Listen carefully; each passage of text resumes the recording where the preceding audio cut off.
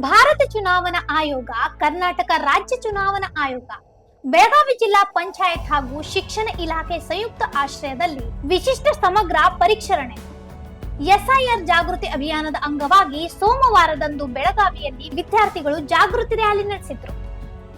ಬೆಳಗಾವಿಯ ಜಿಲ್ಲಾಧಿಕಾರಿ ಕಚೇರಿಯಿಂದ ಆರಂಭವಾದ ಜಾಗೃತಿ ರ್ಯಾಲಿ ನಗರದ ಪ್ರಮುಖ ರಸ್ತೆಗಳಲ್ಲಿ ಸಂಚರಿಸಿತು. ಈ ವೇಳೆ ವಿದ್ಯಾರ್ಥಿಗಳು ಮತದಾರರ ಪಟ್ಟಿಯಲ್ಲಿ ಪರಿಷ್ಕರಣೆ, ಹೊಸ ಮತದಾರರ ನೋಂದಣಿ ಹಾಗೂ ಮತದಾನದ ಮಹತ್ವದ ಕುರಿತು ಘೋಷಣೆಗಳನ್ನು ಕೂಗಿ ಸಾರ್ವಜನಿಕರಲ್ಲಿ ಜಾಗೃತಿ ಮೂಡಿಸಿದ್ರು. ಮತದಾರರ ಪಟ್ಟಿಯಲ್ಲಿ ಹೆಸರು ಸೇರ್ಪಡೆ, ತಿದ್ದುಪಡಿ ಹಾಗೂ ಮತಕ್ಷೇತ್ರ ವರ್ಗಾವಣೆ ಪ್ರಕ್ರಿಯೆಗಳ ಕುರಿತು ಸಾರ್ವಜನಿಕರಿಗೆ ಮಾಹಿತಿ ನೀಡಲಾಯಿತು.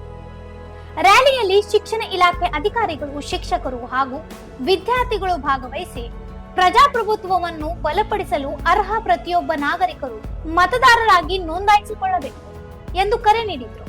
ವಿಶೇಷ ಸಮಗ್ರ ಪರಿಷ್ಕರಣೆ ಎಸ್ಐಆರ್ ಕಾರ್ಯ ಯಶಸ್ವಿಯಾಗಲು ಸಾರ್ವಜನಿಕರು ಚುನಾವಣೆ ಆಯೋಗದೊಂದಿಗೆ ಸಹಕರಿಸುವಂತೆ ಅಧಿಕಾರಿಗಳು ಮನವಿ ಮಾಡಿದರು.